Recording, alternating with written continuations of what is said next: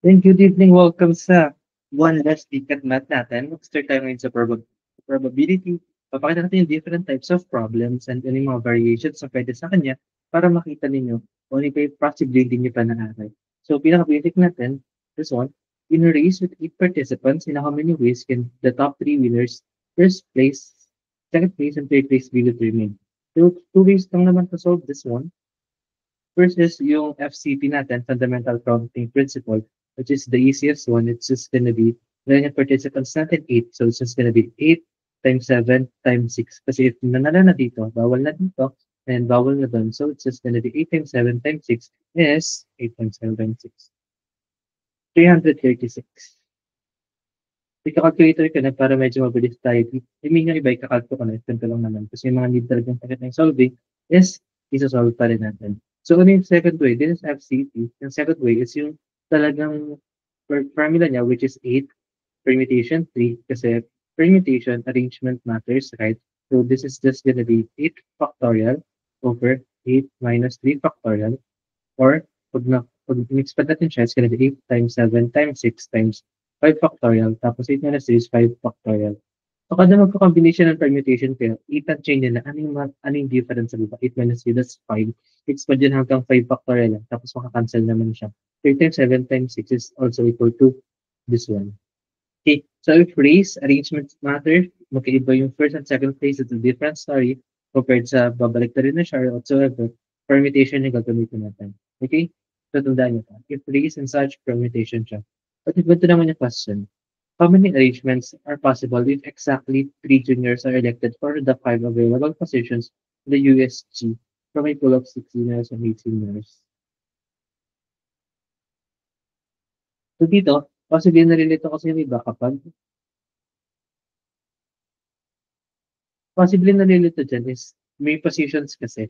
So if hindi kasi defined, like for example, di naman sinabi na president, secretary, vice president. If sinabi yung ganun, that's gonna be permutation. But if ganito, 5 available positions in a, what was that? In the USD. So like, it's a committee. Ganito pala lagi yun. So this is like a committee. Committee problems natin. Okay, if pipili ng 5 members of a committee or whatsoever, tapos hindi naman defined yung president, vice president, or secretary, basta nasa iisang committee sila. This is a be combination. Okay. If explicitly sinabi yung president, vice president, secretary as positions, it's gonna be permutation. Pero if hindi, it's gonna be commutation like this. So, ito yung mga nasa written books natin. That's the word committee, the committee problems. So, dito, how many arrangements are possible if exactly 3 juniors are elected for the 5 available positions? So, this is exactly. So, that's just gonna be 3 juniors, right? So, ilan juniors natin? 6. So, 6 juniors, taken 3 at a time. Tapos times. Pag gagawa ka ng committee, it's just always times. Okay? And then, ilan yung available positions? 5. Ilan na yung nakuha? 3. So, taken 2 at a time, nung sa kabila naman, which is 8 seniors. So, this is gonna be 6C3 times 8C2. So, let's multiply it. So, 6 factorial over 6 minus 3 factorial, 3 factorial, times 8 factorial over 8 minus 2 factorial, 2 factorial. So, expand na natin. So, 6 minus 3, that's gonna be 3 factorial. So, 6 times 5 times 4 times 2. May along. So,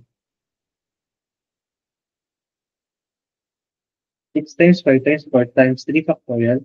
Tapos, all over 3 factorial, 3 factorial. So, cancel na yung isang 3 factorial. Tapos, 3 factorial is equal to 6. So, 5 times 4 is equal to 20. Dito sa kabila, 8 minus 2 is 6 factorial. I-advance nyo na siya. So, hanggang 6 factorial lang tayo dito. Tapos, 6 factorial, 2 factorial. So, cancel na yung 6 factorial. That's gonna be 8 divided by 2 is 4. So, 28. So, 7 times 4 is 28 times 20, which is gonna be 0.56, 560.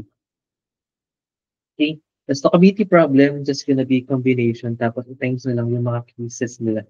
Okay? 6 times 6C3 tapos 8C2. If exactly. Okay. But if hindi naman siya exactly, yun yung next question natin. This one. What is the probability that at least 2 juniors are elected for the 4 available positions in the US given a pool of 5 juniors and 6 seniors? So dito naging probability na siya. So, mahirap na ba siya? No, it's still the same process. Kunin niyo lang sa numerator kung ilan yung possible, tapos sa denominator, ilan yung total. So, let's try this one.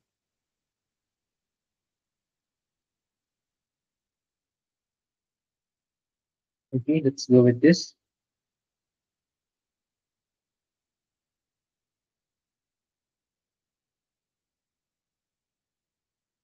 And let's run this one.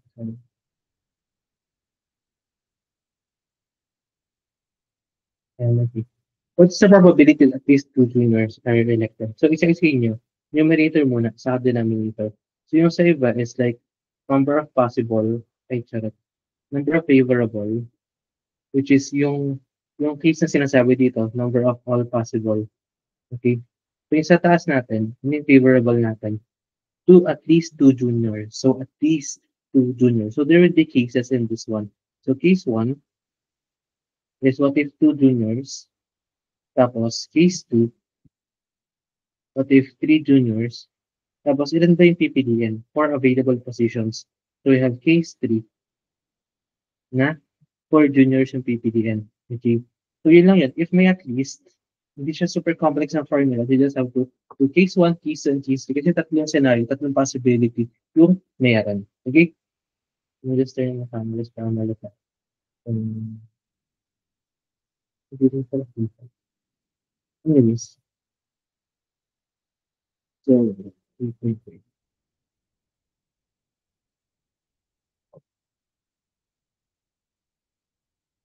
Um, ito, sinabi ko.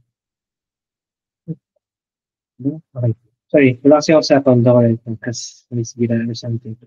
But, ayun. So, case 1, 2, J, dalawang juniors, case 2, 3 juniors, case 3, 4 juniors.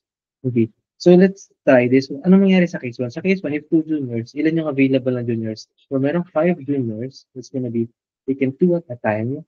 Tapos, times, ilan yung natitira? If we have 4 available positions, taken 2 at a time yung natitira.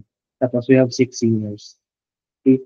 Dun sa case 2 natin, okay, 3 juniors, so this is gonna be 5 juniors taken 3 at a time, times ilan yung matitira per position, so this is gonna be taken 1 at a time, which is 6 seniors naman. Okay. And then sa last case natin, this is gonna be 4 taken 4 at a time. Why? Wala na tayong seniors then kasi nakuha na lahat ng juniors ng position. Okay? Tapos, i-add din lang ninyo yung mga cases na yun. Add case 1, case 2, and case 3. Okay? So, let's try. 5C2 times 6C2. So, it's gonna be 5 factorial times 3 factorial, 2 factorial, times, this is gonna be 6 factorial, tapos 4 factorial, 2 factorial. Minus ko na kasi siya. So, this is gonna be, expand na natin ito, 5 times 4 times 3 factorial, cancel mo yan. Tapos 2 is gonna be 10 times, this one naman, 6 times 5 times 4 factorial, cancel mo ito. Cancel mo ito. 3 times 5 is 15. Tapos this one naman, so this will be 10 times 15 is 50. Tapos for this one, 5C3, it's going to be 5 factorial over 3 factorial, 2 factorial times 6 factorial over 6 minus 1 is 5 factorial, 1 factorial. So it's going to be 6 times 5 factorial, cancel. So it's going to be 6. Tapos dito is 5 times 4 times 3 factorial, cancel. Tapos cancel, tapos this is 10. So this is going to be 10 times 6 is 60. So hopefully mabilis na kayo mag-process ng mga ganito. Kasi Sunday na yung pick-up ninyo, bawal calculator. Pero lagi ko naman sinasabi, if hindi nyo kaya ng super mabilis, okay lang. Kasi mas mahalaga yung maitama ka. Accuracy muna before speed. Ano yung super bilis na speed if mamali mo naman natin identity. Pag ganun kabilis, it's fine. Practice more. But mas mahalaga pa rin na matama mo siya. Okay? Tapos for C4, it's gonna be 4 factorial all over. It's gonna be 4 C4 times, ano na yung sinabi? Times 60. So, lagyan na natin siya. So, first of all, 4 factorial over 4 minus 4 factorial happens 4 factorial. Gonna be something. Tapos, let's check something.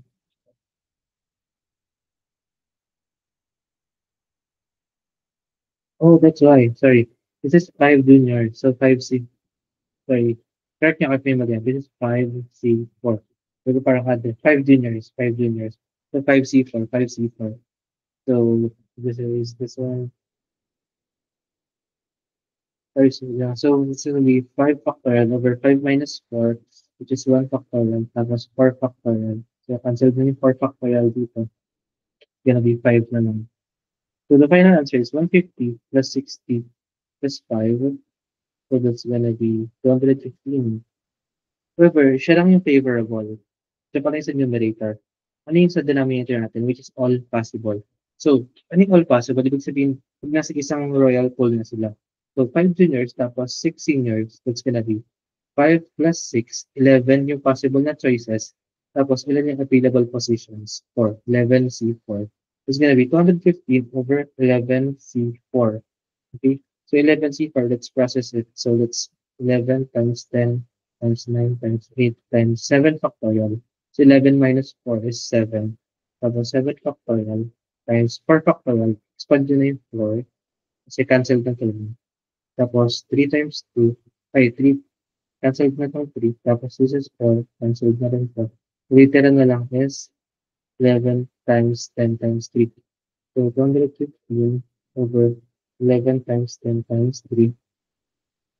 So, cancel factor tayo dito. Cancel ko dito. Oh, cancel ko 5. Gonna be 2. Tapos, 23. Tapos, wait, okay. Let me just check.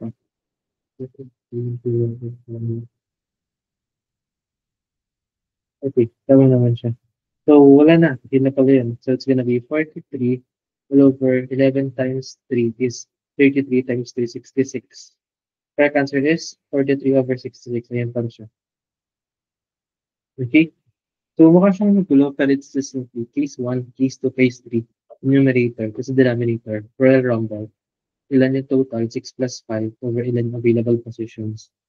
Okay? So, it's favorable over total lagi. Okay, questions. Okay. Ano naman? Okay. Let's go. Next. What is the probability that no more than 2 juniors? So, if yung kabila is at least, ito naman is no more than 2 juniors. So, let's try this one.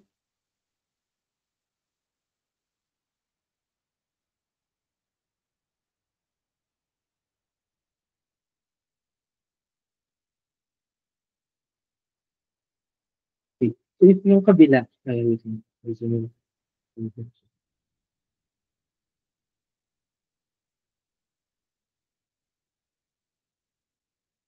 So, what is the probability? Okay. What is the probability that no more than 2 juniors are elected for the 3 available positions?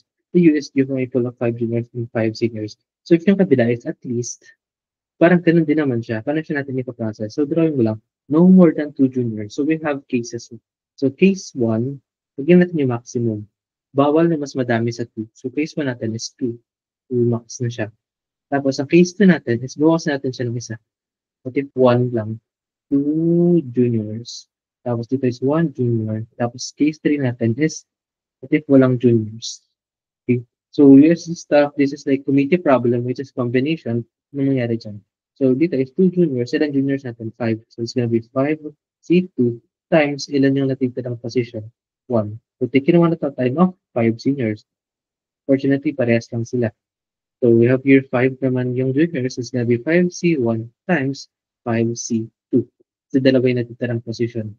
Tapos, dito naman, gonna be 0 na yung sa junior. So, lahat na sa senior. So, it's gonna be 5C3. Tapos, add lang ulit natin lahat ng case na yun. So, 5C2 times 5C1, this is gonna be 5 factorial over 5 minus 2 factorial, tapos 2 factorial, or 5 times 4 times 3 factorial, tapos 5 minus 2 is 3 factorial, tapos 2 factorial, cancel, tapos cancel into dito, it's gonna be 10 times 5 factorial over 5 minus 1 factorial times 1, it's gonna be 5 factorial over 4 factorial. So, 5 times 4 factorial, cancel nito, it's gonna be 5 na lang. So, it's just gonna be 10 times 5 is 50. Tapos plus, ito naman tayo sa kabila. 5C1 natin, na-compute na natin siya as 5. Tapos 5C2 na lang, tapos na-compute din natin siya as 10. Okay, so if na-compute nyo na siya, huwag nyo nang uulitin. Ayun, ang same lang siya. Tapos 5C3 natin is gonna be 5 factorial minus 5 minus 3 factorial, 3 factorial. Tapos this is gonna be 5 times 4 times 3 factorial, 3 factorial, tapos 2 factorial. So cancelled, tapos 2, tapos 10. It's gonna be 10 na lang. So we have 50 plus 50 plus 10, which is 110. Yun yung nasa numerator, kasi ito yung possible arrangements nun eh. Pero what is the probability? So ang probability, numerator over all possible. So what if walang discrimination, walang label? Alam yung possibility. If walang label, we have 5 juniors, 5 seniors, tapos 3 available positions. So it's gonna be 10C3. Okay? So it's gonna be 110 over 10C3. So calculation natin, 10C3 is gonna be 120. So 110 over 120, which is 11 over 12. That's the correct answer. Okay? Questions? Questions? May check lang po. And I think clear. Clear was so far, Phoebe. Okay, let's move on. What is this one? Okay, so dito babalik tayo sa permutation. Probability ulit, pero what if permutation naman siya? Kasi kanina, dun sa community problem natin, walang sense yung arrangements. Kahit ano, basta nasa isang community lang sila. Right lang.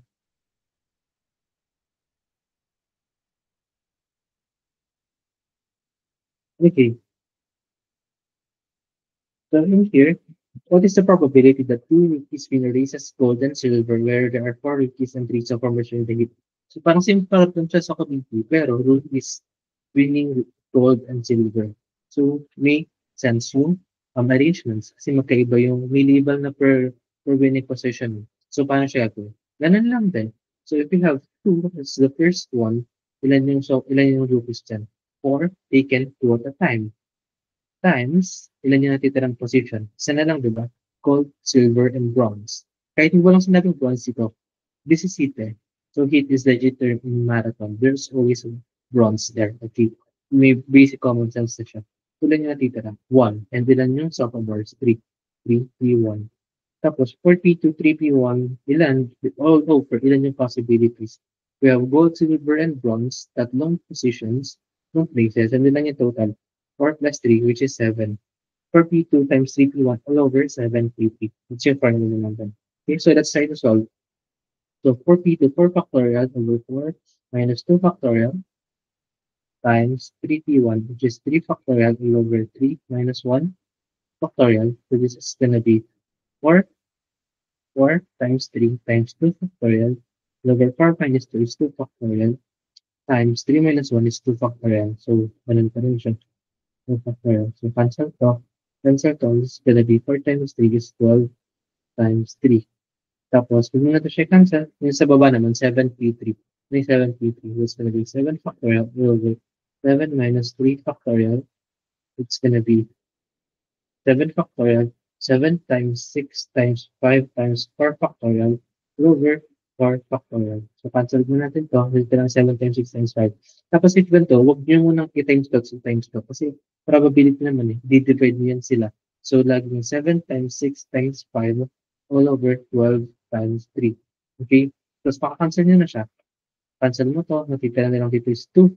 So, magtira dyan is, wait, did I make an error? Teka lang, let me check.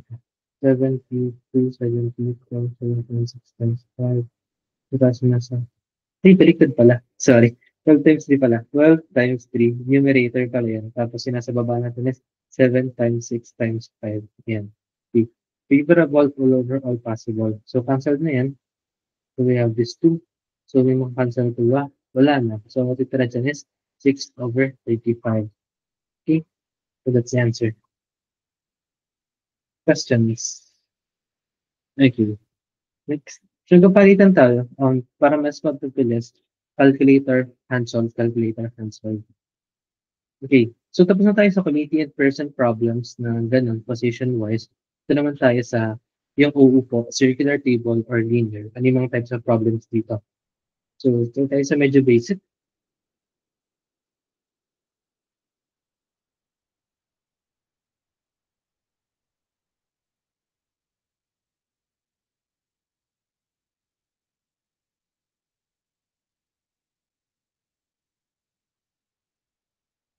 In how many ways can six friends be seated at a circular table when Anna and Bea do not want to sit beside each other?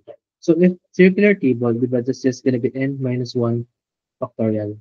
Pero paano tong do not want to sit beside each other? So if ganun, it's just gonna be total minus what if magkatabi sila. Laging ganun lang naman yung formula dyan eh. Well, if do not want to sit beside each other. What if magkatabi sila? Why? So if ito lahat ng total, tapos alisin mo yung part na magkatabi sila, lahat yan sila is hindi na sila magkatabi. Okay? Gets? So let's try this. So we have 6-1, we have Anna, Bea, tapos 4 other people, 1, 2, 3, 4. So ang total ng circle na to, that's gonna be, bibilugad ay ibabox natin si Anna and Bea. Kasi nga, gusto natin makita, what if magkatabi sila? Okay? So dito sa ano, gawin natin to, what if magkatabi sila? This is gonna be 1, 2, 3, 4, 5. 5 minus 1 factorial. I-count natin as 1 unit yung dalawa. Tapos times natin sa 2. Kasi even though they are a unit, one single unit lang sila, pwede pa rin silang mag-switch eh. Okay, sa loob. Okay, so it's just gonna be, ito what if magkatabi? 1, 2, 3, 4, tapos count as 1 unit as the normal formula, tapos i-multiply ninyo kung ilan yung arrangements inside. Okay. Arrangements inside, arrangements outside. Okay, ganun lang sa what if magkatabi. Outside, tapos inside. So this is gonna be 5 minus 1 is 4 factorial times 2. 4 factorial is 4 times 3 is 12 times 3 is 24 times 3 is 48. This is gonna be 48. So gusto nyo, ano yung total natin? Total, if wala nang restrictions, it's gonna be the 6 friends themselves. So this is gonna be 6 minus 1. The factorial is 5 factorial. So this is 120. 120 minus 48, which is equal to 172. Okay, so that's 120. Okay, questions? Gets. Okay. So yeah, let's move on to the next question. In how many ways can 7 friends be seated at a circular table when JB, JD, and Rollick want to sit beside each other? So ito naman, kabaliktaran, so nagkakatabi sila lagi. So pag ganun, dito lang tayo, what if magkatabi? Well, tayo dyan. So addition lang siya.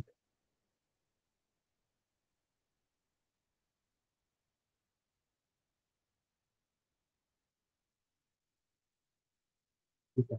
In how many ways can 7 friends be seated at a circular table when JB, JD, and Rollick wants to sit beside each other? So if ganun, drawing na ulit natin sila. So we have JB, JD, and Rollick as one unit. Tapos ilan pa yung natitira? We have 1, 2, 3, 4. So, okay. Arrangements outside times arrangements inside. Ilan lang lagi yung formula natin. Okay. So, sa outside, we have 1, 2, 3, 4, 5 as one unit to. So, this is going to be 5 minus 1 factorial. Tapos inside, ilan yung arrangements na to? Hindi na sila, if nakabox silang ganito, hindi sila 3 minus 1 factorial. Kasi kakot mo dyan yung linear arrangements nila. Ilan yung pwedeng maging arrangements nila pag nagpalibalikod sila dyan. So, this is gonna be 3 factorial. Okay. Mag-formula lang tayo ng minus 1 sa outside kasi inside, this is gonna be linear sila dyan. Okay. So, 5 minus 1 factorial is 4 factorial times 6. So, 24 times 6, which is 120 plus 24. So, 144. Easy. Right? Gets? Okay, next question tayo. If may tanong kayo, PB and YouTube people, just message kayo dito or sa messenger. You can clarify naman any questions sa GC natin or PM nyo lang ako. Okay? So next.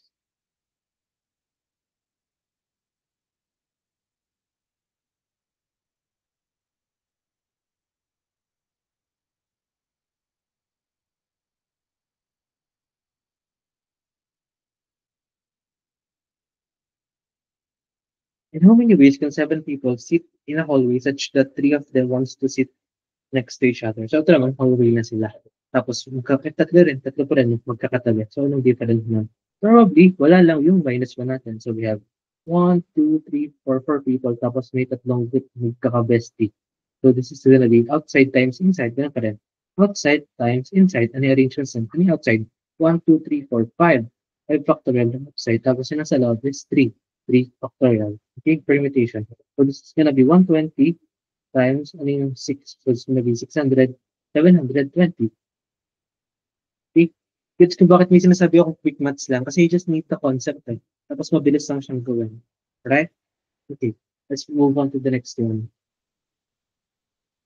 The next one, in how many ways can 7 people sit in the hallway? Because it's two of them do not want to sit next to each other. Ito naman, magkaaway na naman sila. Okay? So what if magkaaway ulit sila?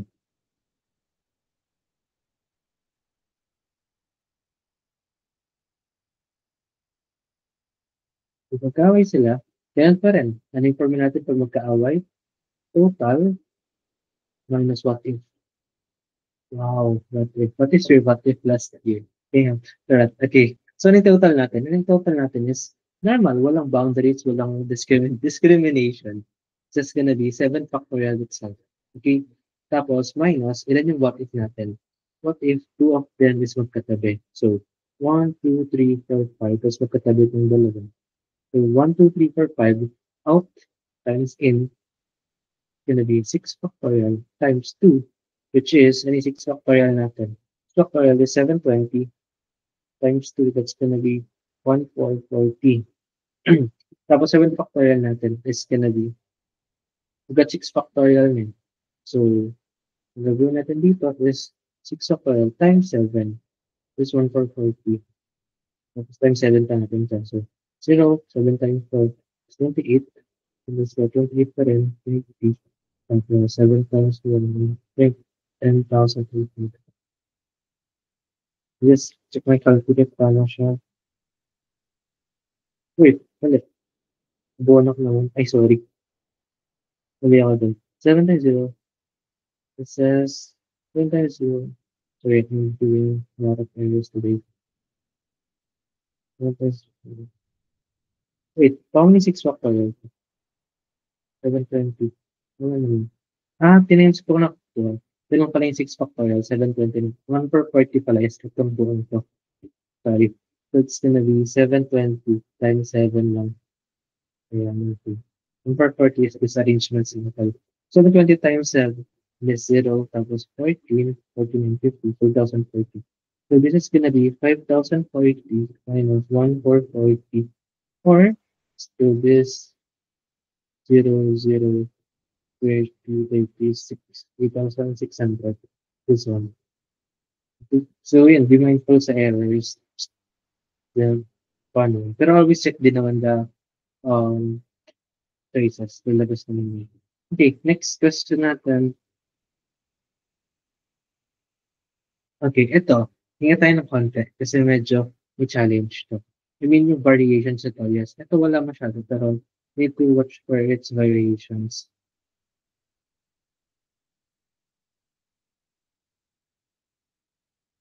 Okay, so for this one,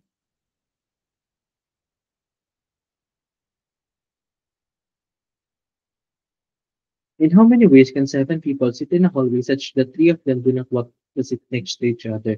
Kasi if we have 1, 2, 3, 4, tapos tatlo, ayaw magkakatabi. The question is, ayaw lang ba nila if magkakatabi silang tatlo? Or ayaw din nila, pero if magkakagalit kasi sila, logically, kahit dalawa lang sa kanila magtabi, pinari si B and D, ayaw din nila. Diba? So, ganun. Kailangan mo pakiramdaman ng question. Ang kailangan lang bang i-delete is magkakatabi silang tatlo or kahit magkakatabi yung dalawa. So, if ngayon, dito muna tayo sa, in this case, it is alright if two of them are beside each other but not the three of them together. So, mga questions dito probably, in how many ways can 7 people sit in a hallway such that 3 of them could never be grouped together? Dito, so bawal lang if magkakagroup sila.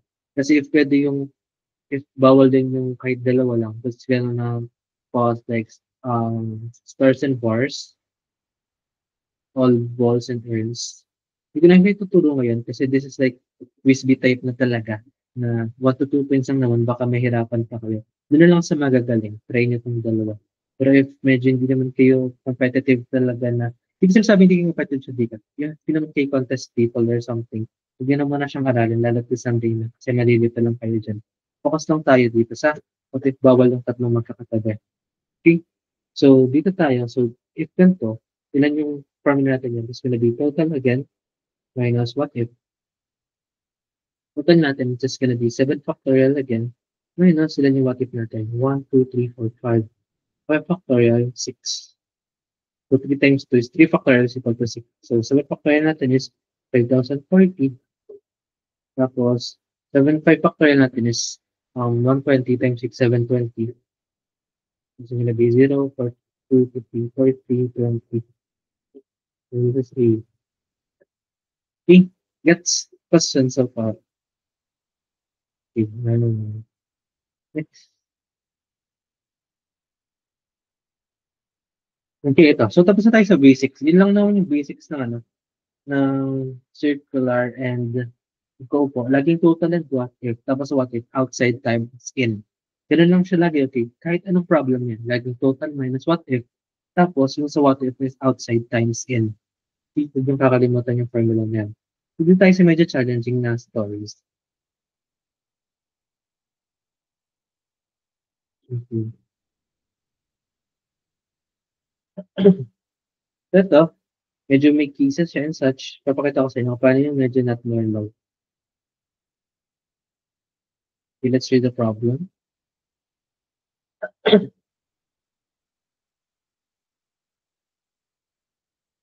Yan, i-repeat. Tapos na tayo sa most basic cases ng circular and then linear. Ganun lang naman lagi siya. Laging total minus what if. Tapos sa what if is outside times in arrangements. Ito medyo maging leveled up. So in here, Ken, Leia, Abby, Mara, Dee, Shine, and Ken Rolick want to take a top view drone picture while standing in a circle. If Leia insists on standing next to Ken and Annika refuses to stand next to either of them, in how many ways can they arrange themselves for the shot? So first logic muna tayo. We have 1, 2, 3, 4, 5, 6, 7, 8. We have 8 people na gusto naka-circle sila.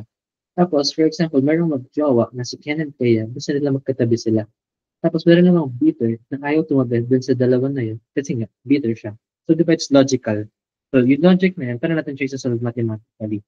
So, we have any guesses? So, let's try. So, you've got it's gonna be actually cases. Okay, so I'm gonna give a minute for you to think. Tapos, bibigay ka na isa.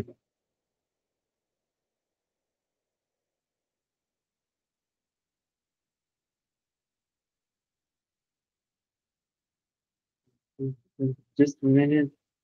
Isip lang kayo. Tapos, solve ulit natin siya.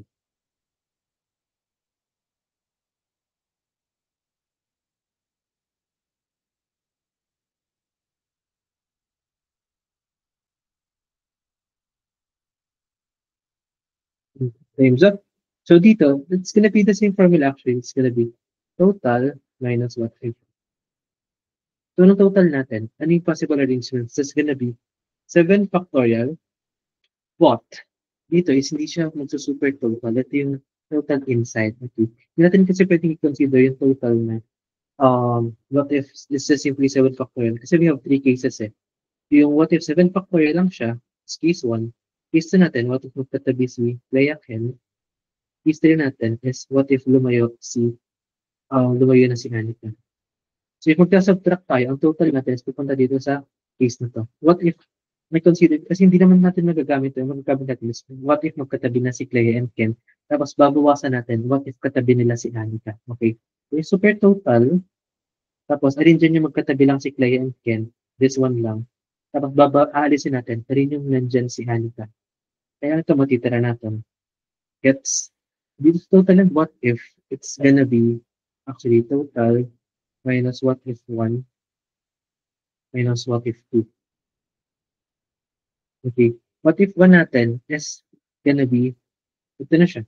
What if magkatabi si Clea and Ken? Alisin na natin to. Hindi naman natin ito magagamit. Stick na lang tayo dito. Kasi ito yung numbers na possible. Tapos, sasotak natin yung wala na si Anika. Okay. What if 2 is Anika? Okay. Gets? So, what if 1 natin? Clea and Ken. So, if magkatabi si Clea and Ken, may matitira tayong ilan yung tao sa labas? 1, 2, 3, 4, 5, 6. 6 tapos Clay and Ken na magjowa. So, ilan yung possible dyan? It's gonna be 6 plus 1. It's gonna be 7 minus 1 factorial. Yun lang. Easy. What? Diba? Outside times in. Don't forget that. Ilan? The outside natin, naniin natin. Meron dalawa sila dun. So, that's gonna be 2. Okay?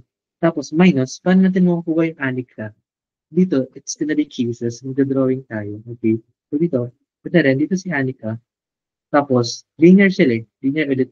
Gawin tayo ng linear dyan. Tapos may matitirang 1, 2, 3, 4, 5 sa labas. Issue natin, what if nandito si Anika, tapos nandito si Clea, nandito si Ken. Tapos, swap naman, what if nandito si Anika, dito si Ken, dito si Clea. So, if pumunta sa kabila si Anika, it's gonna be Clea, Ken, Anika, and then Ken, Clea, Anika. So, mukha siyang mahirap na math. So, if meron kang isa math, you can just draw the four cases themselves, okay?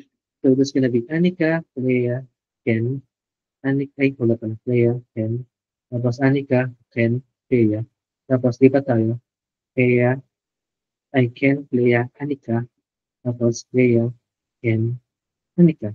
So, we have four cases na possible dito. So, compute natin sa isa. So, dito lang muna, ilan yung possible dyan. 3 sila dyan, tapos may 5 dito. So, it's gonna be 5 minus 1, 6, sorry. 5 plus 1 is 6. 6 minus 1 factorial times, ilan yung nasa loob? 3 factorial. Okay? Tapos, 4 cases yan eh. So, it's gonna be times 4 pa. Okay? So, ang final natin magiging answer dyan is gonna be this one. 7 minus 1 is 6 factorial times 2 minus, ilan yung nandito natin? 4 times, ilan to? 5 factorial, 5 factorial, 6. Okay? Gets? May mali ba? Yes, may mali. Okay. Din natin, kukunin tong 6 na to. Why? Kasi dito, ito na yung case 1 eh. Hindi natin magbabalik-balik na rin. Ito na yung case 2. Hindi natin siya pabalik-balik na rin. Ito na yung case 3. Case 4. Okay. Sa complex problem na to, if magkikis kayo, then yun na need yung inside. It's just gonna be, ito na yung out eh. 5 factorial lang out. Yung inside is yung number of cases. Okay? Gets? So, let me move it a bit sa baba. Remote tayo. Okay? So, be mindful of that error. So, diba? Yung total natin, client Ken, this one, is gonna be 6 factorial times 2. Tapos, yung what if Anika, ano yung nasa loob nito? Diba? We have yung tatlo, tapos 5 other people. So, it's gonna be 5 factorial, tapos times 4 na lang. Kasi yung case, yung out mo, siya pa rin yun. Yung inside mo, so na yung number of cases. Okay? Kasi kailangan natin nag-inside, kailangan natin kunin ilan yung possible na pagbalik-balik rin. If nilist mo na siya like this, hindi mo kailangan kunin po yung 3 factorial dito. Siya na yun, 4 cases. 4 na yung nasa inside. Okay? Gets? So now let's solve. It's a calculator. So natatagal na tayo dito. Factorial 720 times 2. Gonna be 1440. Tapos, times 5 factorial. Ay, minus pala. Sorry, this is minus. 5 factorial. 120 times 4 is 480. Tapos 1440 plus 480 is gonna be 960. So the answer is 960. Okay, questions. So, even dito sa difficult problem, ang naging difficult lang is, kailangan yung ilista yung cases sa inside. Pero it's the same formula. Okay? So, sumunod tayo kahit yung sisimula sa basics is, same lang naman ang formula from top to the most deeper problems. Yun lang dito. So, deeper problems is, lista ninyo yung cases. Cases means difficult. You just have to list it. Tapos, if walang list, if madali lang naman, hindi balik kayo dun sa kanina. Na lahat ng nasa inside is, nabalik-baliktad nyo lang. Lagi, may mga nasa inside ko nila. Yun, nabalik-baliktad nyo lang. Okay? Questions? Okay, let's move on. Ooh, may pa ba kaya? Let's look at this. Okay. Let me check Sir Mika is G2 star. Nandiyan ka ba, Mika? Hello, hello. Wait, I'll just join mga other device. Do you wanna start na or take mo na ng ilang minutes? Siguro 9:37. Okay, sige. So, ayan. So, let's move on. Next question natin. Okay, sige. Magla-last question ako dito kahit mga 3 minutes or something. Mahirap din pala pa. So, wrap ka lang dyan, fully. So, another same na difficult case, what if linear naman siya?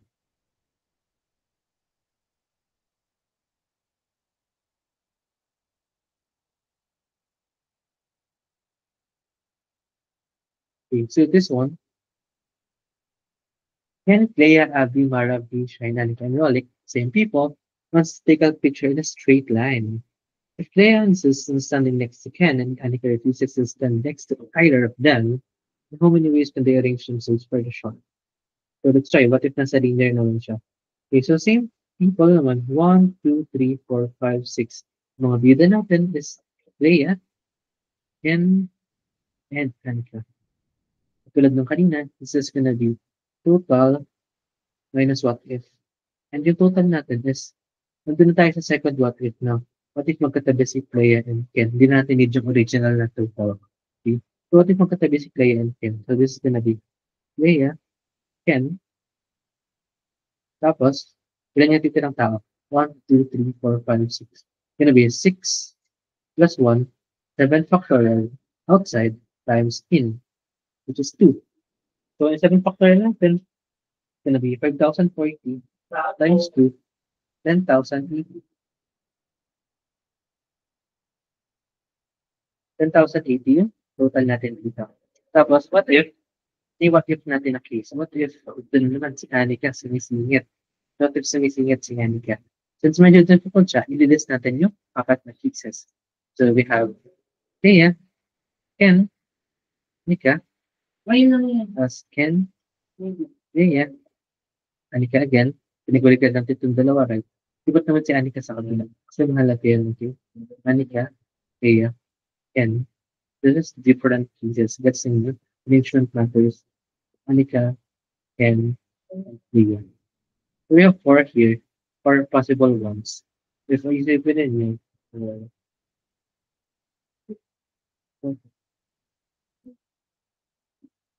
okay. So, ang nasa inside natin is this one. Okay. So, it's just gonna be out times in. Ano yung factor natin sa out? Ilan yung natitira dito sa labas? We have 5 people. Tapos nasa box. Ay, sorry. 5 people. Tapos nasa box na itong isa na to.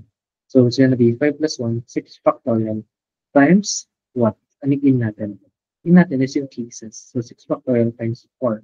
Okay. So, 6 factorial times 4 is gonna be 2880. 2880. So, 10,080 minus 2, ay sorry, 10,080 minus 2,880. It's gonna be 7,200. Yun na pala siya. Yun sa iba na. So, ganun. Kano is 2,880.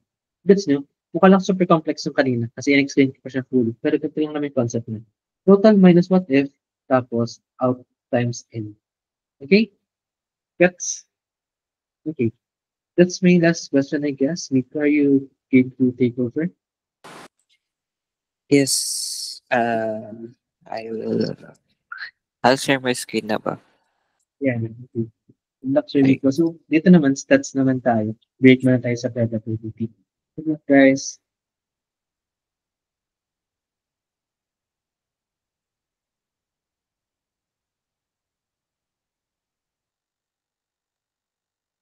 Hello. Ayan. Okay, so I'll just go over some of the yung mga ano kanina nasa mock exam. Okay, so let's start with this one. Lilay scores for the first 5 exams are 80, 79, 82, 89, and 93. After her final exam, she wants to get the average score to be at least 4 points more than her average score for the first 4 exams. What is the least score for this to be possible? Okay, so isa-isahin muna natin. So, may 5 exams si Lilay. In the first exam, she got 80 and then 79. Then the third, 82. The fourth, 89 and then 93. Okay, so gusto niya na yung average score to get the average score to be at least 4 points more than her average score for the first 4. So we have to get the average of these. first 4 exams. That's 80 plus 79 plus 82 plus 89 over 4. That is wait, 330 over 4 or 82.5. Okay, so ito yung average score ng first 4 exams ni Lilay. Ngayon may may final exam which is the 6th exam. Okay, so gusto niya na yung average ng 6 exams niya ay 4 points more than itong first 4. So that's 80 plus 79 plus 82 plus 89 plus 93 plus yung 6 exam na unknown. Let's call it X. Then we get the average. And then, gusto natin na this is 4 more than the average of the first 4. Get? So, ito magiging 86.5. Tapos, let's just cross multiply. Ito alam natin na 330. And then plus 93, that's 423 plus x. And then 86.5 times 6 is 86.5. That's 519. And then let's subtract both sides by 423. So you get that x is equal to 96, which is answer B. And, and so that's the first question. Okay, next. Ito. In how many ways can you arrange the letters in statistics such that the vowels always appear together? Okay, so we have the word statistics. Tapos gusto natin na yung vowels nila laging magkakasama. Ano nga ba yung vowels nila? That's just A, I, and I. And then yung matitira, S, T, T, uh, S, T, C, S. Yan. So, para yung sinabi yung tinuro ni Sir Rolly kanina, taken as one to. Kasi nga, we want them to appear together. Okay, so, ilan na ngayon yung,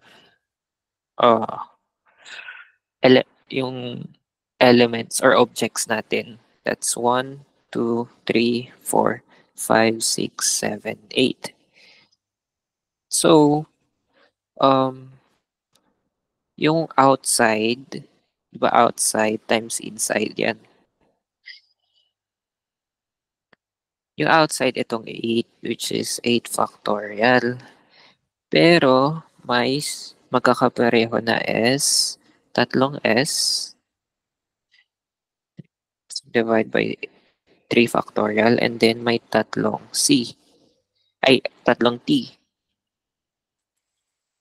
Tapos sa inside naman, we have AII. So that's 3 factorial over 2 factorial. We can cancel out the 3 factorial, tapos dito. This is 8 times 7 times 6 times 5 times 4 times 3 factorial, cancel to.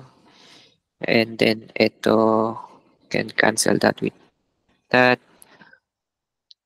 And then, this is just multiplication. Yung 5 times 2, that's 10. Yung 8 times 7, 56. Then times 6, 36, 30, 33. And then we add the 0. galing sa 10. So that's 3360, which is the first option. Okay. So, yan. Then next, in how many ways can you arrange letters in Bookkeeper such that the consonants are in alphabetical order? Okay, so ngayon, we are interested in the consonants, and they have to be in alphabetical order. So the consonants are B, K, K, P, and R. Now, kailangan in alphabetical order. Pero this is already in alphabetical order. So, hindi na natin kailangan problemahin. Ngayon, hindi naman niya sinabi na kailangan ah, na magkakasama sila. Basta alphabetical order lang. So, what we can do is, we get the total arrangements of Bookkeeper. So that's ilan ba to? 1, 2, 3, 4, 5, 6, 7, 8, 9, 10. 10 factorial, and then yung mga na-repeat na letters. May dalawang O, may dalawang K, tatlong E. Yun lang ba? Yeah. And then you have to multiply that by 1 over kung ilan man yung arrangements nung consonants natin. Here we have 5 factorial over 2 factorial. Tama, dalawang K kasi. And then, pwede natin kunin yung simplify ito. So, yung 2 factorial pwede pumunta sa numerator. So, cancel. And then, this one will become 10 times 9 times 8 times 7 times 6 times 5 factorial. Then, cancel. Ito, 6. Ito, 4. So, natitira 10 times 9 times 4 times 7. 7 times 4 is 28 times 9 is 72. Ito 18, 25, and then we have the 10. So, add 1 0. That's 2, 5, 20. So, the answer is the first option. Okay, so, yan lang. Next, ito. Now we're going into more statistics, mga distribution. Ito is an example of discrete distribution. If the mean cars passing in front of DLSU in a given minute is 50. So yung mean number of cars daw, let's call that the variable. Wait. Ayan. Let x be equal to the number of cars passing in front of the LSU. And then the mean number of cars, let's call that lambda. Or yung iba, pwedeng mu yung ginagamit. Right. Ayan. So our lambda is 50. That's the mean number of cars. Which follows a Poisson distribution daw. Ayan. Which of the following would be the probability that 30 cars pass in front of the LSU. So, kailangan kabisado nyo rin yung um, formula ng different distributions, random variable distributions, yung mga discrete and continuous, mga uniform, exponential, um, normal, mga ganun. So, for a Poisson distribution, no, wait, f of, yung PDF nito ay f of small x. Ayan. That's e to the negative lambda times lambda raised to x over x factorial. So, ito yung formula. And we want to get the probability when there are 30 cars. So, that's just f of 30. So, e raised to negative, we know that lambda is 50 times 50 raised to 30 over 30 factorial. Ayan. So, gagawin nyo lang, substitute all lambdas with 50 and all x's with 30. Ayan. And this is an choice, alin ba? A. Ito. Ito, same sila. So, that's the answer. Okay, clear? Okay, next. Ito, which of the following is more likely to happen? Flipping a fair coin twice with a head and then a tail outcome, or flipping a fair coin 100 times with exactly 50 heads and 50 tails outcome. So we are comparing these two events and we want to know if the which is more likely to happen. So we have to um, so get a grasp of their probability to happen. So let's call this one um, event A, and then ito will be event B. So for event A, flipping a fair coin twice with a head and then a tail outcome. So mm, pag flipping a coin, so yung first outcome, pwedeng head, pwedeng tail, right? And then, yung second outcome, pwedeng head and tail ulit.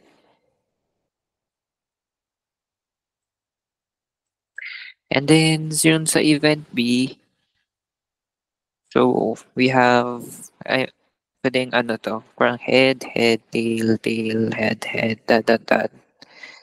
Pero dapat 50 heads and then 50 tails.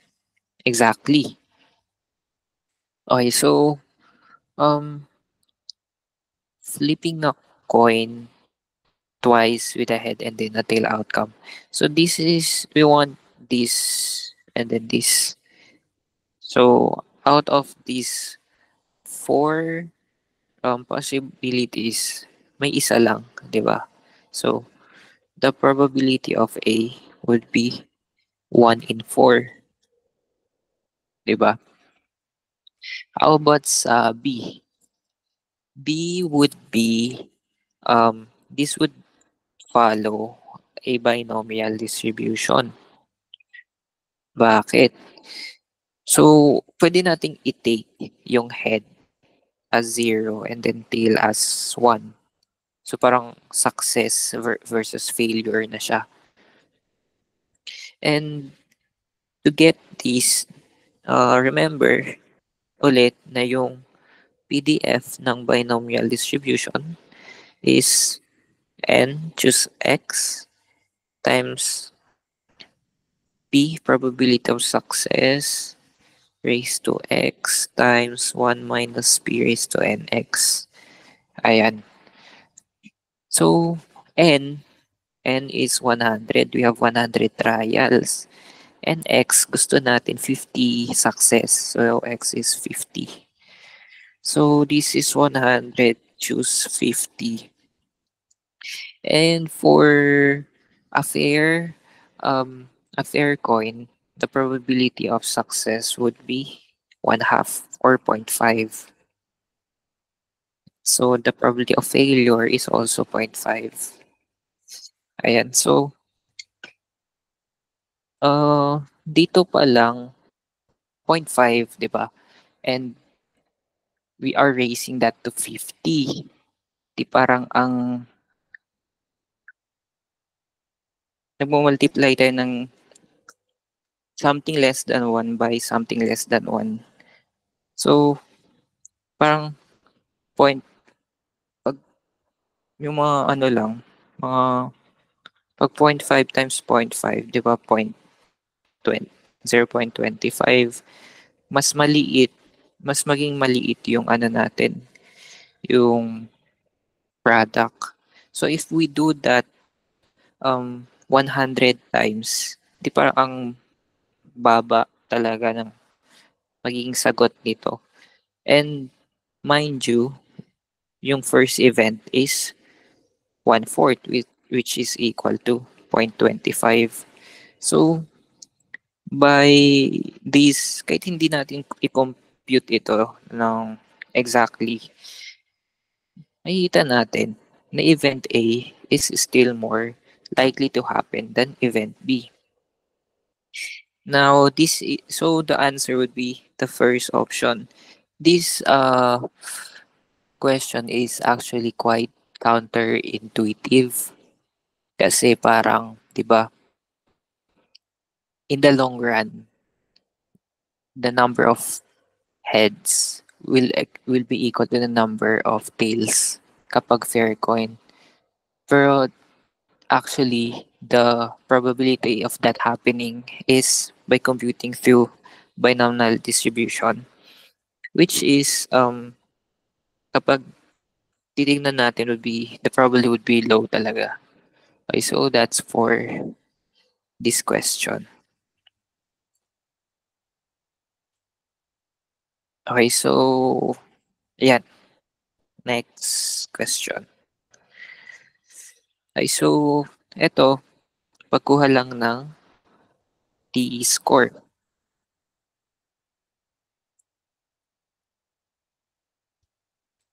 Okay, so Carlo conducted an experiment by planting 16 tomato seeds, then measuring their height in centimeter after 2 weeks. He found out that the mean height of these tomatoes was 6 centimeters and the variance is 1.44 square centimeters.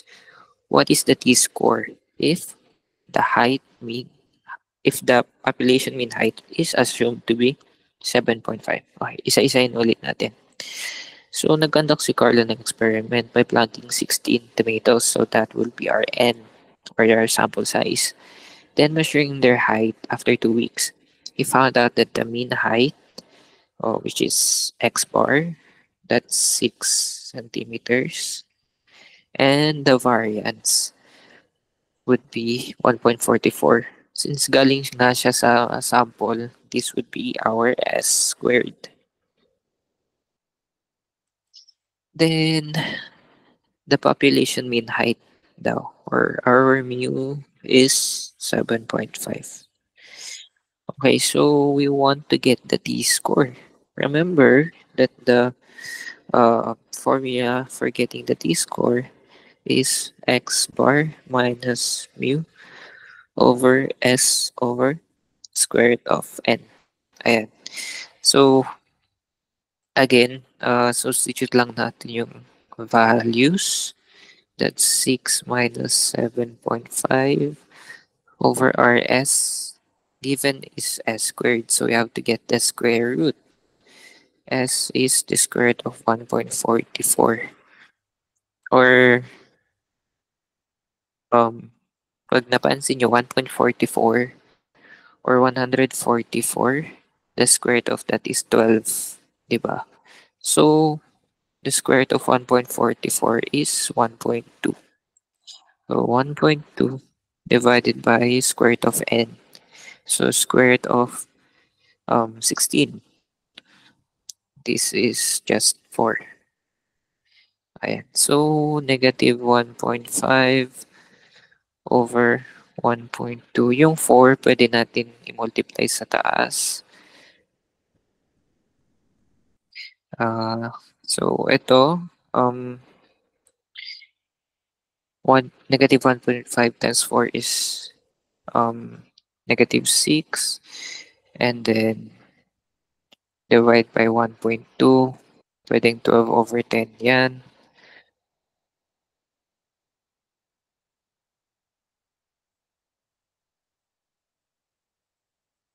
Wait lang. Parang may mali. 6.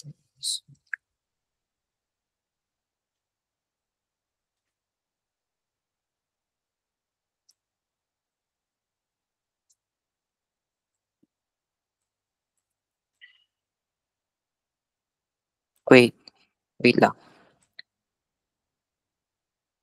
6 minus 7.5 over...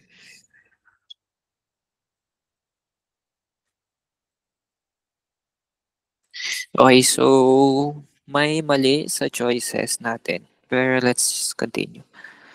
Okay, so ito ulit. Dito tayo. Yung 10 pwede natin itaas. So, negative 6 times 10 is negative 60 divided by 12. That's equal to negative 5. So, our answer is t is equal to negative 5. Ayan. Mali yung choices natin. But the answer is negative 5. Ayan. Okay, next.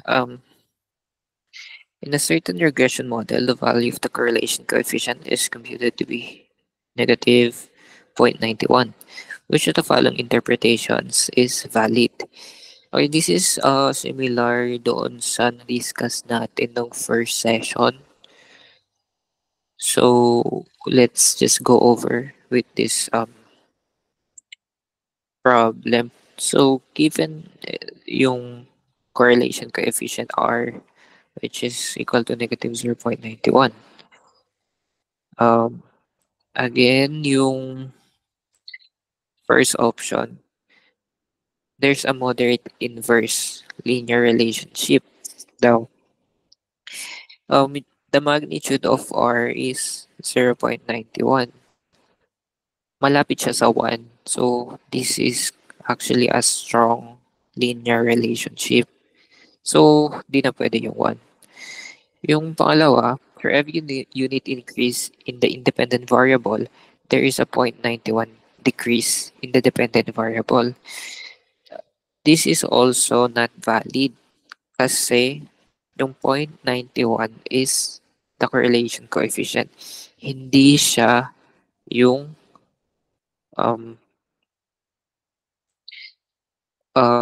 hindi siya ito yung slope ng linear equation natin.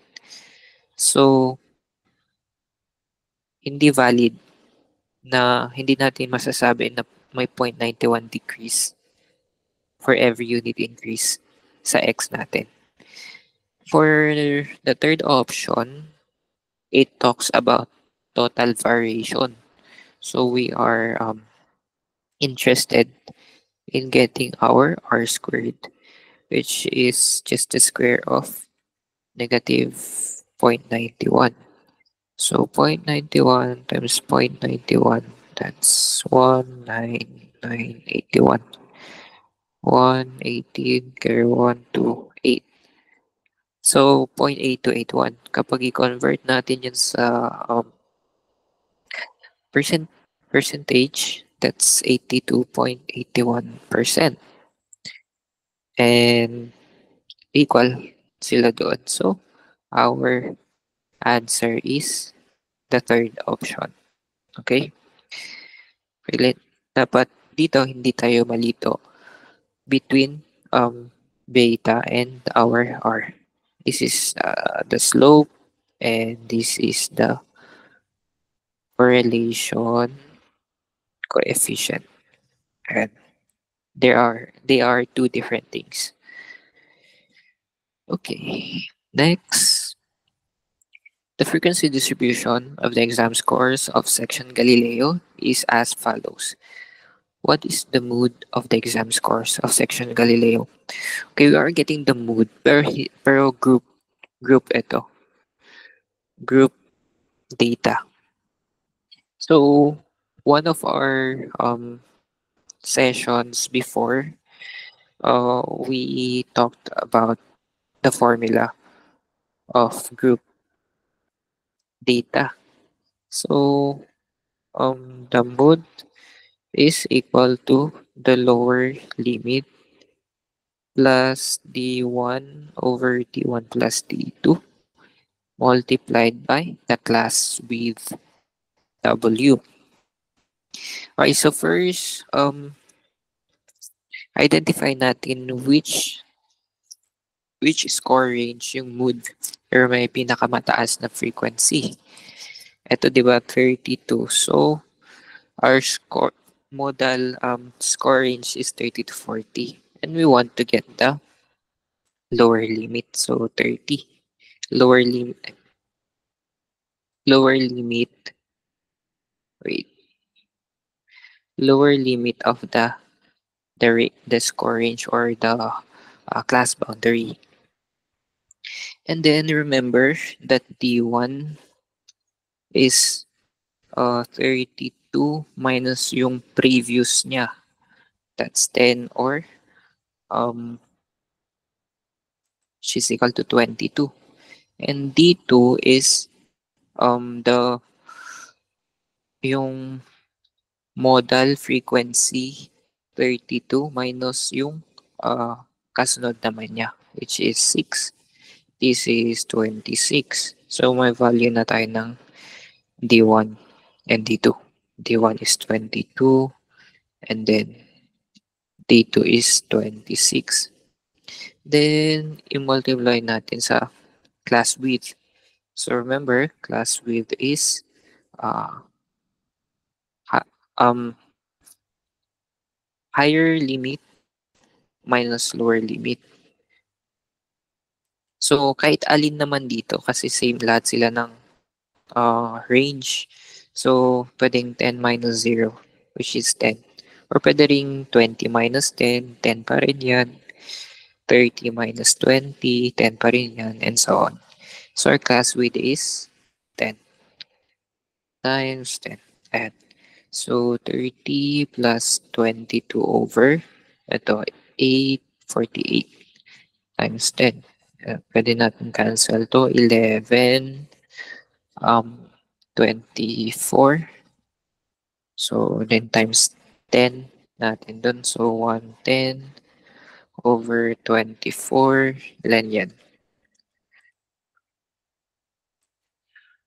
4, 1696, 4, 1, 0, ilan to? 5, 120. So around 4.5. So 30 plus around 4.5 is 34.5. And yung pinakamalapit is the first option. Ayan. So pag walang exact na sa choices, piliin nyo na lang yung pinakamalapit. Okay. Ayan. So that's for the question. Okay, next.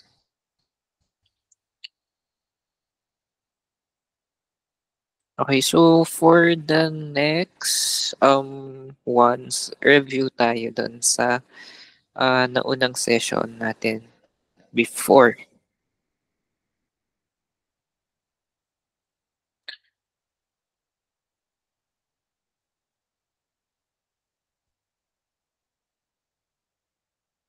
Wait lang.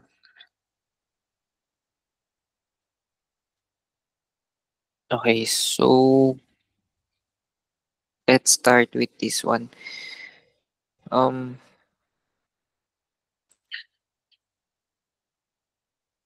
Again, na discuss natin to before.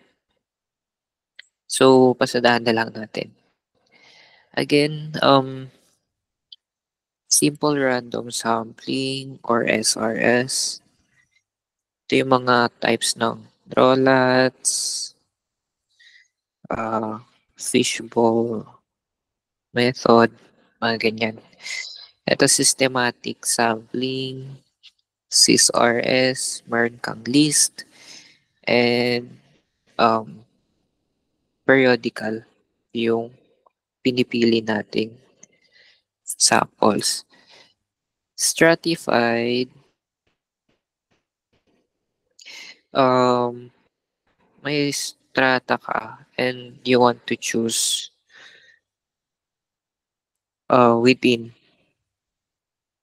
within each strata that you have or stratum. Choose within each stratum. And then cluster or it's just um getting all uh all in the cluster as your samples. Okay, so sa problem, Miko has a list of his 30 classmates. He wants to choose 5 samples by clustering every 6 names together on the list. He then randomly chooses a number k from 1 to 6 and get the names of the kth name of every cluster. What type of sampling method did he use? Okay, so from the wording pa lang ng problem, we can cross out SRS and strat RS. Kasi you are talking about list and clustering. Pero alin dito yung mas angkop na sampling method na ginamit na dinidescribe? So, sabi may list daw of his 30 classmates and he wants to choose 5 samples. And then, ito yung pinaka-important na part.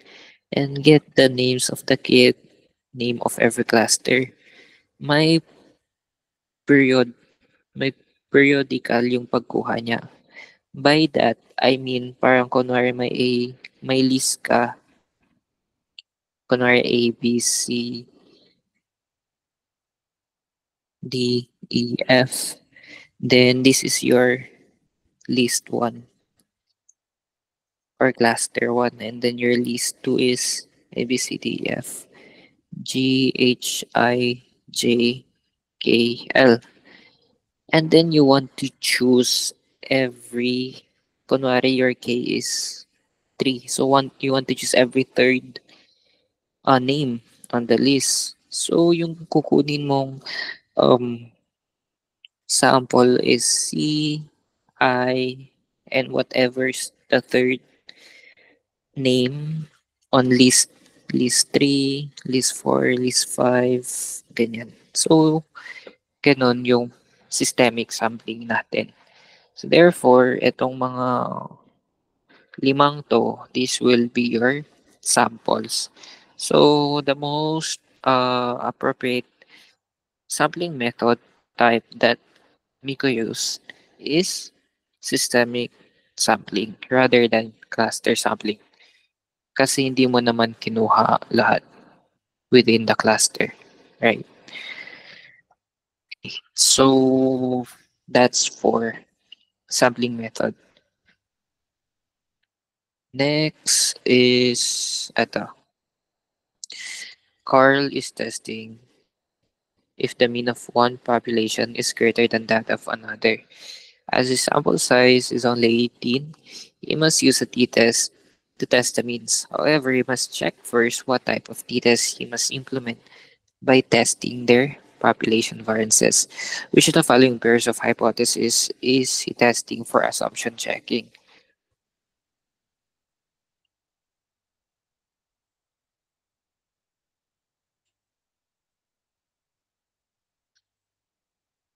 So we are interested in assumption checking. Kung ano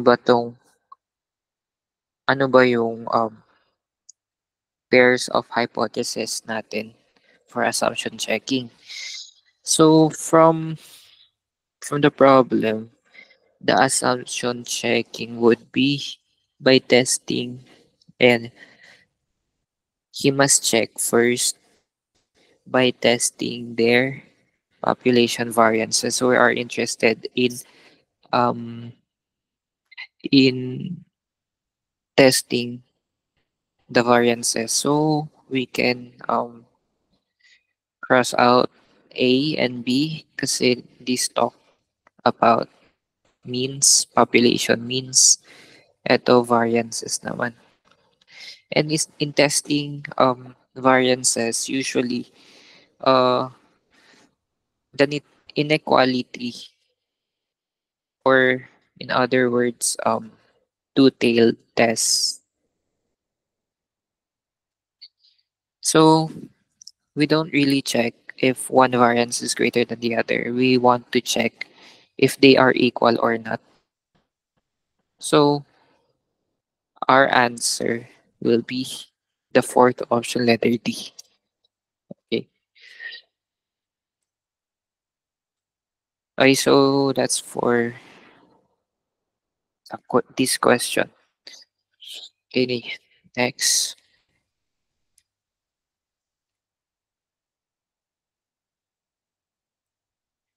The sample mean of 16 runners to finish a 100-meter sprint is 14 seconds.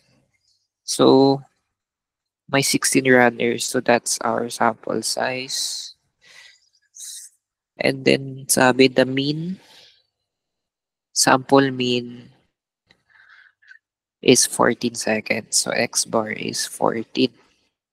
The sample variance s squared is equal to 1.21, which the following is the 95% confidence interval. Okay, so remember the confidence interval formula for in getting the uh, confidence interval of population mean. 95% CI is equal to um, X bar plus minus T alpha over 2 DF times S over square root of N. Ayan. So, given X bar natin 14, right? And then our ito will become T, yung alpha natin is 0.05, right? From, wait, 1 minus 95%, or 1 minus 0.95. This is 0.05. And then gusto natin over 2, alpha over 2. So this is 0.025. And then df, remember, that's n minus 1. So 15. Given siya sa problem, which is 2.13. And then our S, kailangan natin kunin yung square root nito. Again, 121 is a perfect square, which is 11. So the square root of 1.21 would be 1.1. And then the square root of n, square root of 16, again, that's 4. Okay, so since magkakaiba naman yung nasa upper limit natin sa choices, pwede yun na lang yung i-compute natin. So that's 14 plus 2.13 times 11. I mean 2.13 times 1.1. That's 2.343 and then divided by 4. This is 0.59. Tama, yeah. So, so therefore this is the upper limit or upper CI, upper confidence interval limit. Tama. So this is 14.59. And meron ba siya sa choices natin? Meron. So our answer is the second option. Okay. Okay, next. Which of the following is a probability of inflicting a type 1 error? Again, this is conceptual. So, our type 1 error,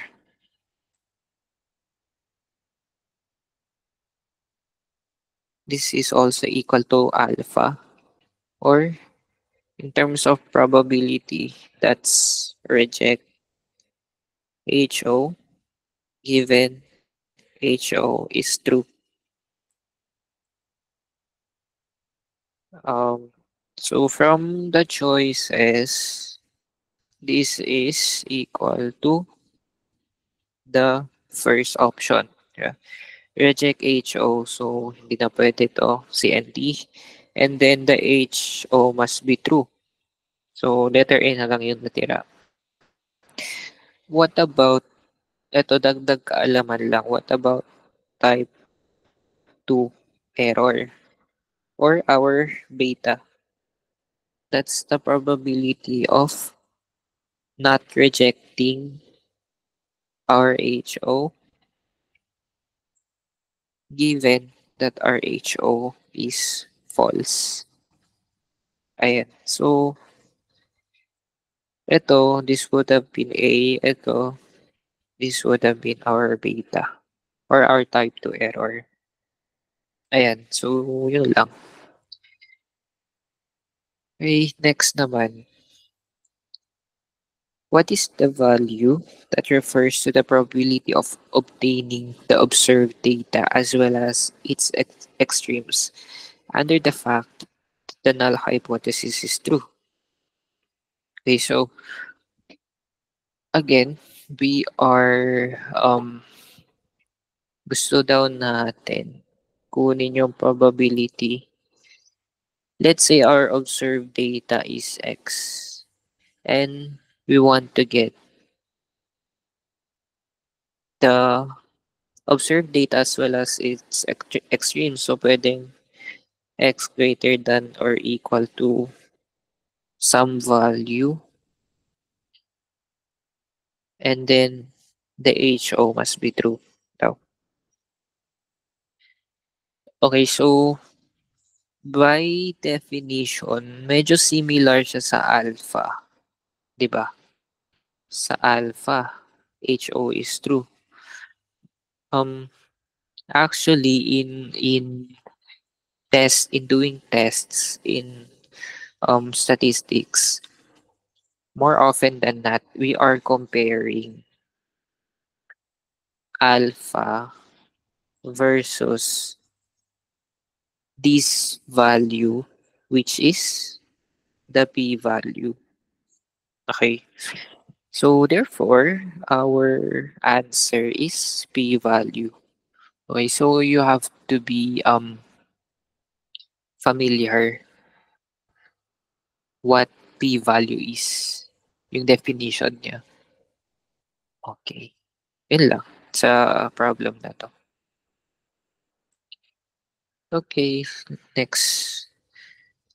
Ito, similar siya sa um, ano natin, kanina.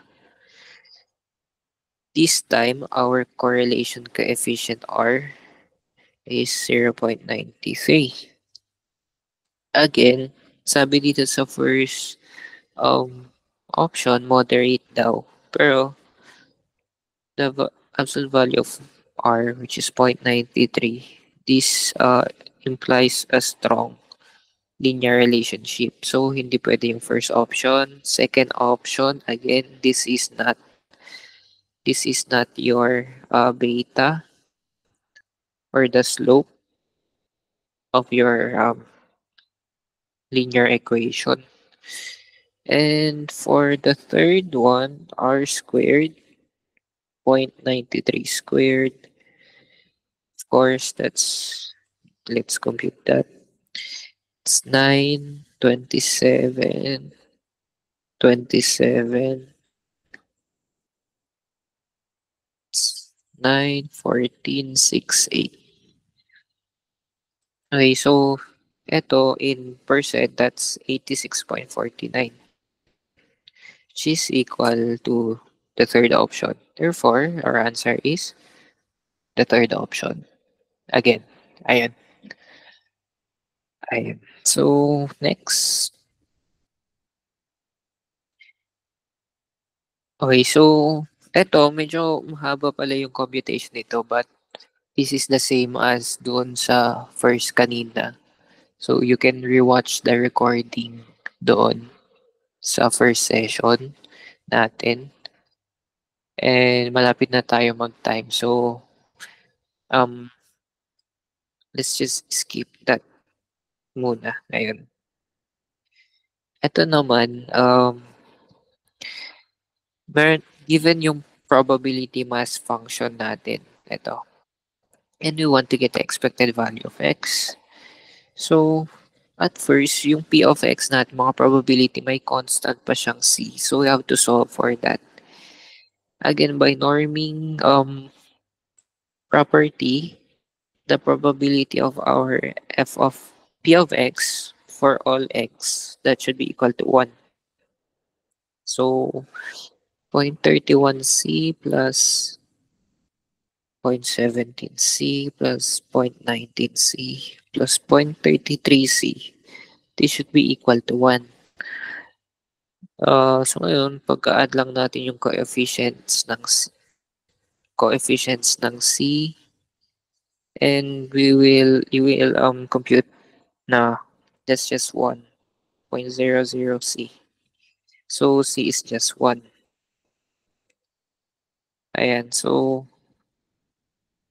RPMF then is so matatanggal lang yung C. I mean, C is just 1, so ganyan lang din yung magiging probability nila. And recall that we want to get the expectation of x, right? Expected value of x. This is equal to x times p of x, the summation. So that's 1 times 0.31 plus 2 times 0.17 plus 3 times 0.19 times 4 times 0.33. And you can compute that this will be simplified to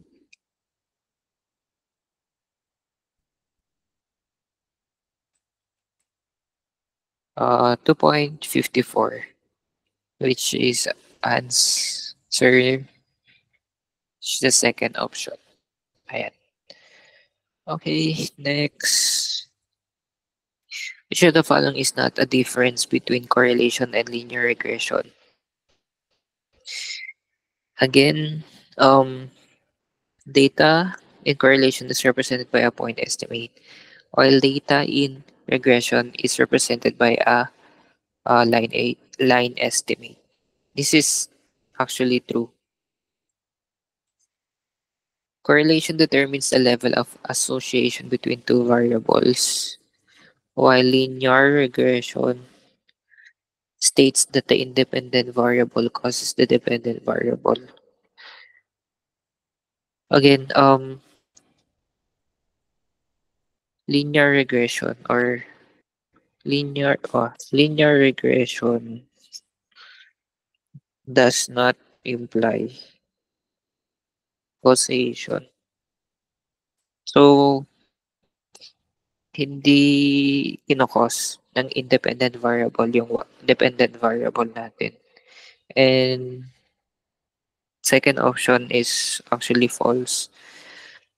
Gusto natin tinatanong which of following is not a difference. So, the answer would be the second option. And then the third and the fourth option will be true. Uh, pwede siyang ma-prove or concepts lang ito actually ng correlation and linear regression. Okay, next naman.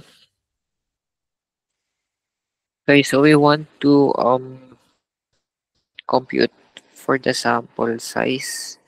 Remember that our margin of error that is equal to um S, the sample standard deviation over ay wait, no. Pwede T ba to? Yes, this is T over DF over we actually Z pala.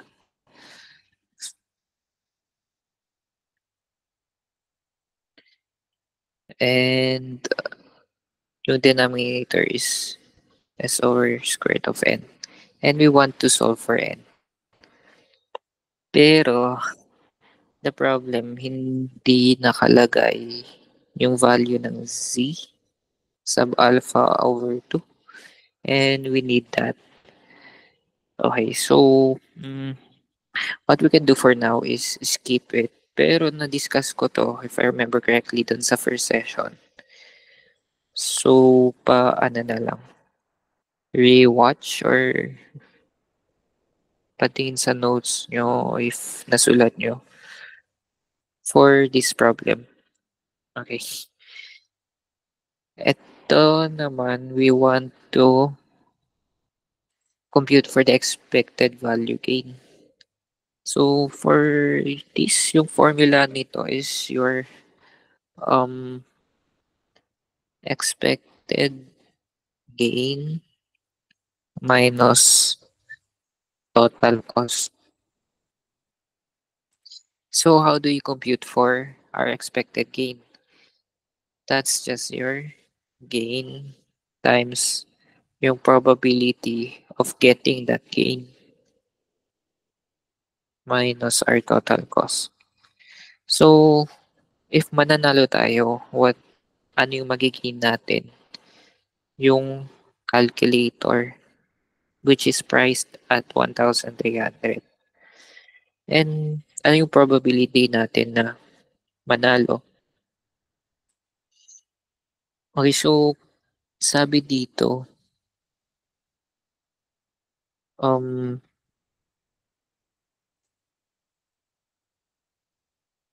if I buy one ticket, so one lang yung binili niya, pero out of all 500 tickets. So our probability of winning is 1 over 500. And then our total cost, again, sabi dito, each ticket is sold at 200 pesos. Isa lang binili natin. So, our total cost is 200 lang. So, 1,300 divided by 500 minus 200. 13 over 5. That's 2.6 minus 200. So, that's 197.4 negative. And that would be our third option. Ayan.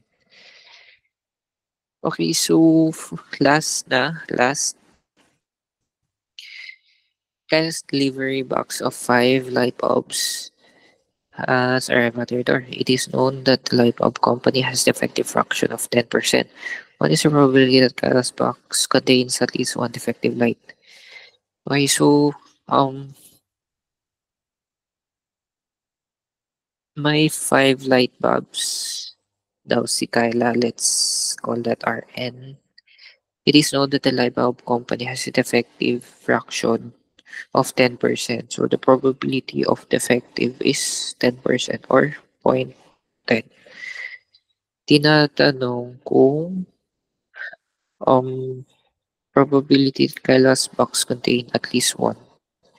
So let D would be our number of defectives. RD is at least one. Ayan. So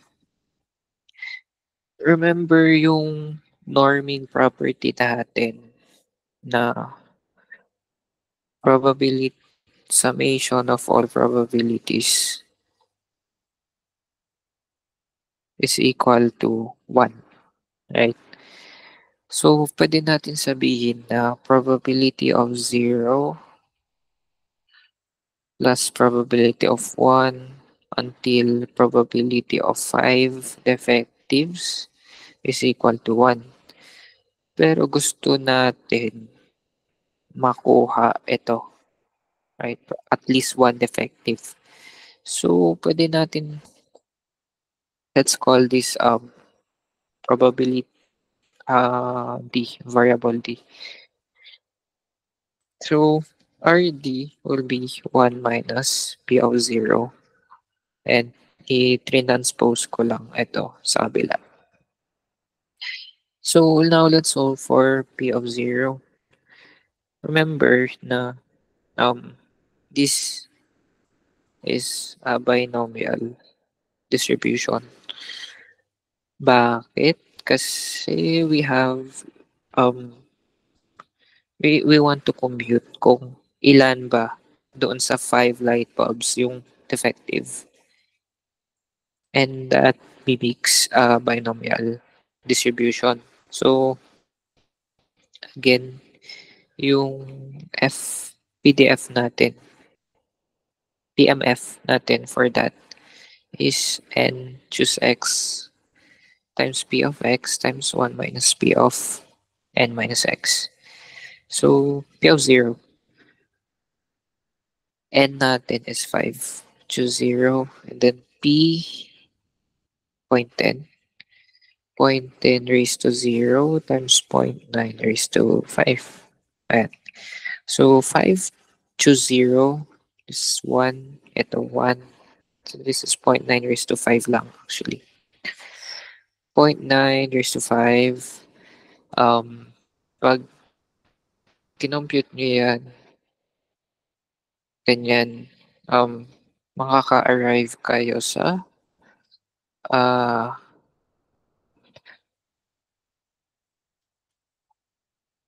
0.59049, pero rounded off 0.5905. Ayan.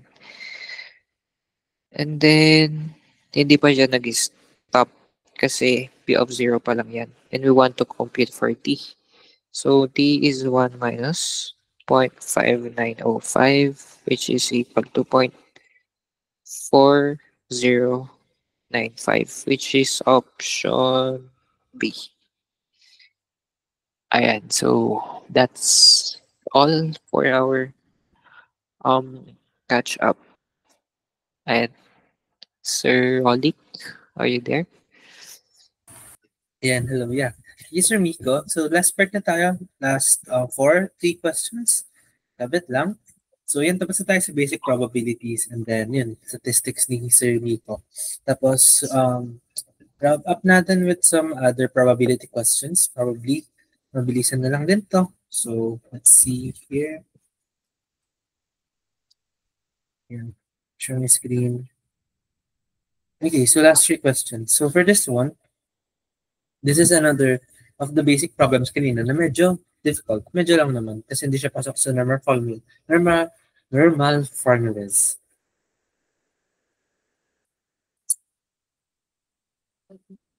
It is 9.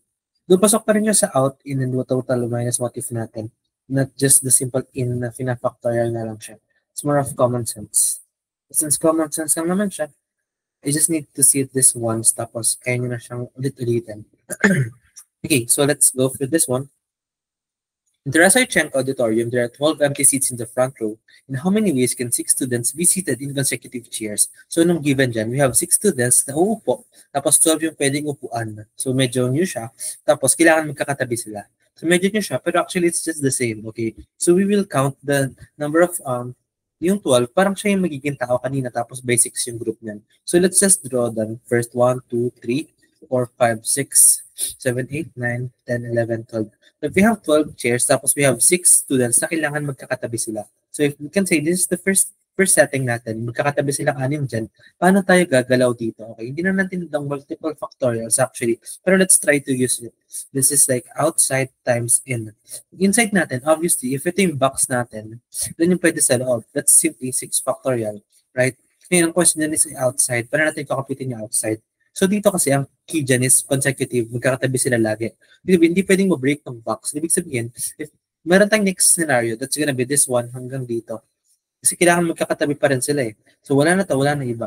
Next natin is this one hanggang dito. Okay? So isod lang siya ng iisod yung box from dito sa dulo, papunta dun sa kanan. Hindi rin yung pwede niyang pag-isutan kapag ganun. Ilan yung pwede niyang pag-isutan? This is like 1, 2, 3, 4, 5, 6. So 6 na pwedeng pag-isudan plus yung original, which is 7. Ang sig natin is 7. This is going to be 7 times 6 factorial. Okay? So it's the same formula. I can use this outside times in if you have boxes or groups. Magkakaiba-iba lang na minsan factorial na lagi yung dito. Tapos minsan, by logic and common sense, just need to list out the cases. Okay? So 6 factorial natin is this going to be 720 times, wait, is that even correct? 6 factorial. I'm really sorry. I'm so good. 6 factorial. Yeah, it's correct. 720 tapos times 7 is gonna be 7 tapos 14 carry 1 within 50 5,040. Okay, so you can always use the formulas out times in nila yung arrangements. Nagkakaiba lang kung ano yung kailangan mong gamitin ng common sense or simply factorial formulas na lang siya. Okay, so next natin, let's pick here the semi-stats. Okay. No, this is really stat. So, box and plot tayo.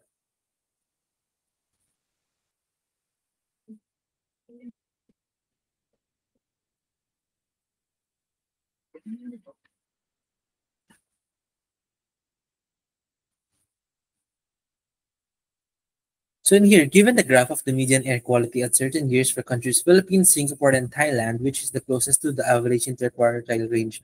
The first is interquartile range. Interquartile range natin sa box brat is this one hanggang dito. So itong box na to, okay. So this is like the 25th percentile. This is the 75th percentile. Tapos interquartile range is yung difference itong dalawa. Okay, so we just need to zoom in and tansyahin natin kung yung difference nila. Okay, so let's try that one. So in here, we can see na tansyahan lang tayo, okay? You need to use that talent. You need to develop that talent rather. So dito, di ba 80 to 90? So if ganito yung boxes natin, mag-drawing kayo, nasan yung 80 to 100 to right? So kunin yung gitna dito. So this is supposedly 90. Tapos nasa gitna na ba ito ng dalawa? Wala pa right? So dito mga 85. So siguro mga ano lang to, 82 minus, dito sa baba. This 0, this is, ito yung 10 siguro. Or whatsoever. So like, this is like 15 this, right? So 10, 20, mga 15 or 18. Wait, let me tansyan dito. Let's say 17. Tapos, dito sa pangalawa natin, this is like, factor na siya 80, right? 80 minus, ano yung nandito natin? Ito pala yung 0. Ito yung 0 natin. So, ito yung sa gitna. It is 10. Sakto, medyo gitna siya. Tapos, dito sa kabila is, nagpa siya ng 90, right? So, this is between 90 and 100. So, this is like 95 minus sa kabila is around 10 ulit. So, meron mga graphs na ganito. If meron tayong graph, hindi naman kasi natin kita agad kung ano yung exact pang katapat niya. So, matuto kayo ng tansyahan. Take, put some labels kung anong tingin yung number doon, tapos the juice sa mga nasa left side kung ano siya. Okay. So, ang tanong dito is average interquartile range. So, kunin mo natin yung differences nila. 82 minus 17, 12 minus 7 is 5. Tapos 7 minus 1 is 65-ish. 80 minus 10 is 70. Tapos 95 minus 10 is 85. Tapos kunin natin yung choices. Ano yung choices natin? 61, 68, 72.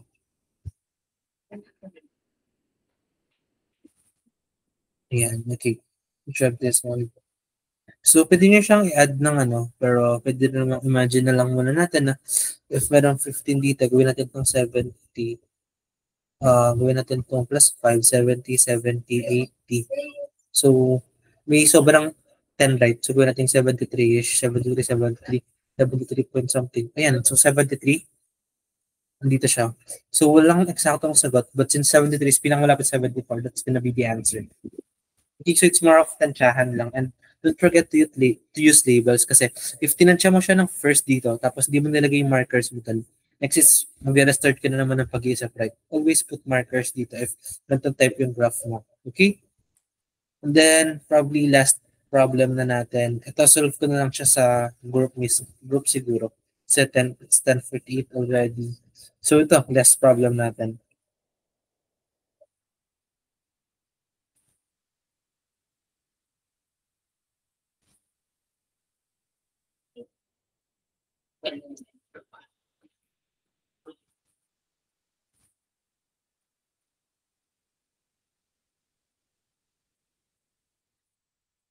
Okay, for this one, let's read.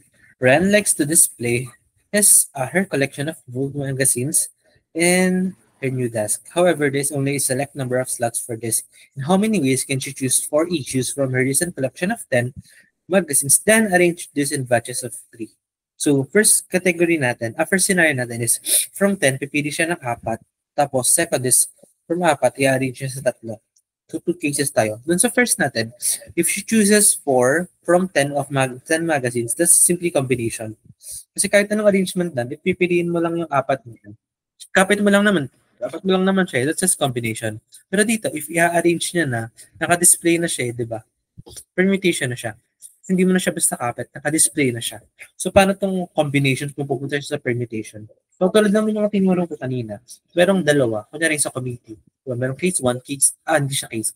Like, juniors tapos seniors, just have to multiply it.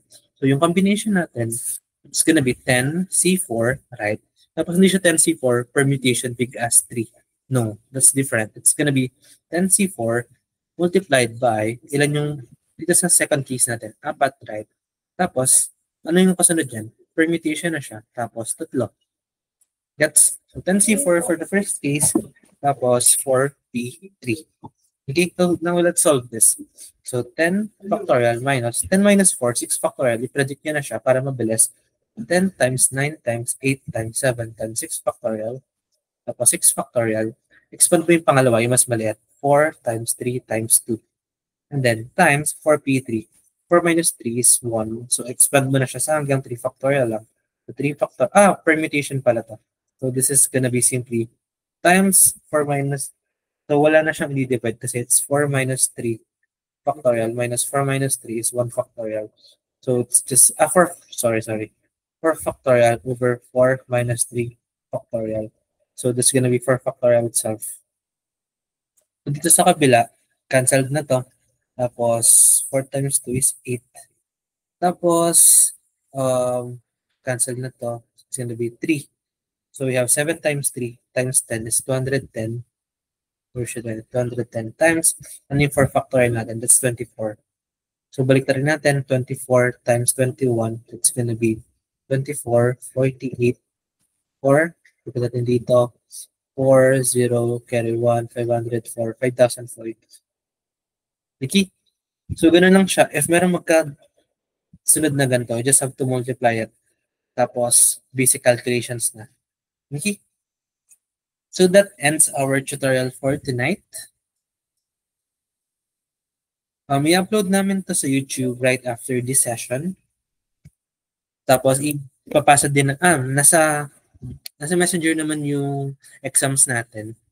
So, ipapakalat din namin siya kung sino pang gustong mag-try. You can share it with your friends.